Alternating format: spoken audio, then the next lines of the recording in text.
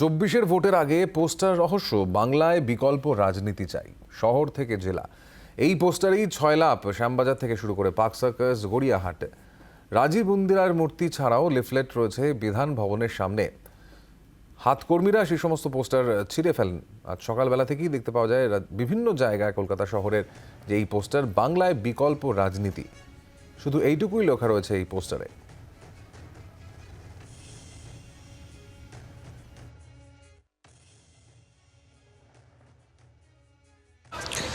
লোকসভা নির্বাচনের আগে জোট রাজনীতি নিয়ে এমনিতেই সরগরম রাজ্য রাজনীতি। এরই মধ্যে শহর জুড়ে এবং কয়েকটি জেলাতে নতুন রাজনৈতিক পোস্টার জানিয়ে যথেষ্ট চাঞ্চল্য। পোস্টারে লেখা বাংলায় বিকল্প রাজনীতি। কি এই বিকল্প রাজনীতি? এই পোস্টারের পেছনে কারা বা কে? এই নিয়ে উঠছে প্রশ্ন। বেশ কিছুদিন ধরেই কংগ্রেস নেতা কৌস্তব বাগচির মুখে বিকল্প রাজনীতির কথা শোনা যাচ্ছিল। তবে কি এই পোস্টারের পেছনে তার হাত রয়েছে, তার মস্তিষ্ক রয়েছে? ঘনিষ্ঠ মহলে কৌস্তব বলছেন যে তিনি বিকল্প রাজনীতির কথা বলেছেন এবং এখনও বলছেন, আগামী দিনেও বলবেন। মানুষ সেটা গ্রহণ করছেন এবং উদ্বুদ্ধ হয়ে যদি কেউ এই পোস্টার দিয়ে থাকে তাহলে তিনি গর্বিত। এবং কৌস্তব বাগচির বক্তব্য, সত্যি বিরোধী রাজনীতির যে পরিসর সেটা অনেকটাই ফাঁকা, তাই বিকল্প রাজনীতির কথা তিনি বলছেন। লোকসভা নির্বাচনের আগে পশ্চিমবঙ্গের রাজনৈতিক চেহারাটা আগামী দিনে কোথায় যায়? একদিকে জোট রাজনীতি, অন্যদিকে বিকল্প রাজনীতি, সব মিলিয়ে কোথায় দাঁড়ায় সেটাই দেখার বিষয়। জি 24 ঘন্টার জন্য ক্যামেরায় গৌতমের সঙ্গে প্রবীর চক্রবর্তী, কলকাতা। গত কয়েকদিন ধরেই নাগারে সওয়াল করছিলেন কৌস্তব বাগচি। এই বিকল্প রাজনীতির কথাই তার মুখে উঠে আসছিল এবং আজ একসুরে একটি ফেসবুক পোস্টও করেন। তার কথায় উদ্বুদ্ধ হয়ে কেউ এই পোস্টার দিয়ে থাকতে পারেন, এমনটাই জি 24 ঘন্টায় ফোনে দাবি করেছেন কংগ্রেসের নেতা।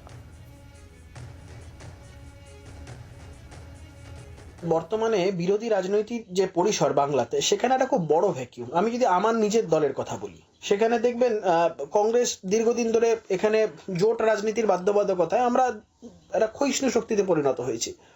কখনো সিপিএম এর সাথে জোট, কখনো তৃণমূলের সাথে জোট, এই যে কখনো একা লড়া, এই জায়গাতে মানুষ একটা খুব বিভ্রান্তির মধ্যে আছে স্ট্যান্ড নিয়ে।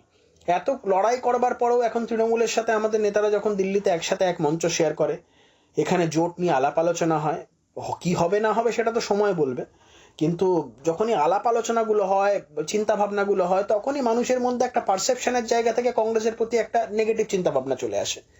আর সিপিএম এর কথা ধরুন, সিপিএম ধরুন 7 তারিখে ব্রিগেডের অভূতপূর্ব সভা করবে। তারা এতদিন ধরে তাদের যে যুব সংগঠন খেটেছে এবং তারা দুর্দান্ত সভা তারা করবে, কিন্তু আপনি দেখবেন ভোট রাজনীতির ক্ষেত্রে পারসেপশনের জন্য এটা তাদেরকে ভীষণভাবে আঘাত করবে। এই যে এখানে তৃণমূলের সাথে লড়াই করা, দিল্লিতে তাদের নেতারা একসাথে মমতা বন্দ্যোপাধ্যায়, অভিষেক বন্দ্যোপাধ্যায়ের সাথে মঞ্চ শেয়ার করা, তো এই বিষয়গুলো অবশ্যই আছে। বিজেপির মধ্যে একটা বড় অংশ তারাও খুব ফ্রাস্ট্রেটেড, তারাও বুঝতে পারছে না যে তাদের নেতৃত্ব আসলে কি চায়। এই সবটা মিলিয়ে মিশিয়ে এই বড় যে ভ্যাকিউম একটা বিরোধী রাজনীতির পরিসরে, সেইখানেই এই চিন্তাটার জন্ম হয়, যেটাকে আমি বলছি যে বিকল্প রাজনীতির কথা। এখনো খাতায় কলমে কংগ্রেসই রয়েছেন কৌস্তব বাগচি এবং বিকল্প রাজনীতির কথা তার মুখ থেকে উঠে আসছে। এবং এ প্রসঙ্গে কি বলছেন প্রদেশ কংগ্রেস সভাপতি অধীর চৌধুরী, শুনবো।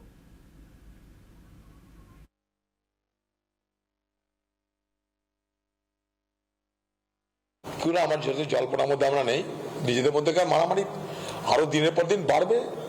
তৃণমূল দল ধান্দার দল, সেই ধান্দার দলে ধান্দাবাজি করতে যারা এসেছে তাদের তো কোনো আদর্শ নেই। ফলে ধান্দাবাজি চলতে চলতে একটা সময় আসবে যার বিস্ফোরণ ঘটবে।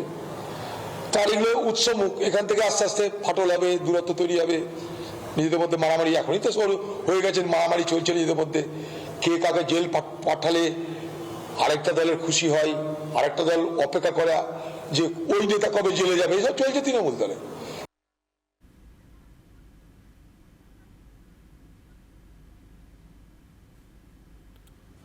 রাজ্য বিজেপি মুখপাত্র শ্রমিক ভট্টাচার্য এই মুহূর্তে আমাদের সঙ্গে রয়েছেন।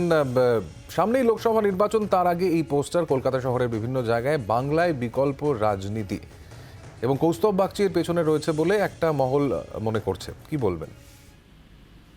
দেখুন, বাংলায় বিকল্প রাজনীতির প্রয়োজন আছে। বাংলার রাজনৈতিক সংস্কৃতি বদলাতে হবে। যুক্তরাষ্ট্রীয় ব্যবস্থা যা আমাদের দেশে চলে সেটার উপর আস্থা রাখতে হবে, সংসদীয় গণতন্ত্রের প্রতি শ্রদ্ধা জানাতে হবে এবং সর্বোপরি কেন্দ্র রাজ্যের সংঘাত বন্ধ করতে হবে। সামনে লোকসভা নির্বাচন, এই নির্বাচনে রাজনৈতিক বিকল্প বলে কিছু নেই। এই নির্বাচনটা আজকে নরেন্দ্র মোদী অভিমুখী। নরেন্দ্র মোদীর নেতৃত্বে 10 বছর কেন্দ্রে সরকার চলেছে, এনডিএ সরকার। মানুষ কি পেয়েছেন সেটা মানুষ জানেন, কি পাননি এবং কি পেতে পারতেন যেটা রাজ্য সরকারের অসহযোগিতার জন্য পাওয়া যায়নি, মানুষ সেটা জানে। সুতরাং যারা মনে করবে তৃণমূল জিতবে, মমতা বন্দ্যোপাধ্যায় প্রধানমন্ত্রী হবেন, এটা তারা ভোট দেবেন তৃণমূল কংগ্রেসকে। আর যারা মনে করেন যে তৃণমূলকেও সরাতে হবে, কেন্দ্রের স্থায়ী নির্ণায়ক জনপ্রিয় সরকার রাখতে হবে, তারা বিজেপিকে ভোট দেবেন। মাঝখানে পড়ে রইল কিছু দল যারা এই মুহূর্তে পশ্চিমবঙ্গে ভোটের নিরিখে কার্যত বিধানসভা স্তরে মার্জিনালাইজড হয়ে গেছেন, যাদের নিজেদের মধ্যেই কোনো ঐক্য নেই। বাংলার আওয়াজ, বাঙালির আবেগ, জি 24 ঘন্টা।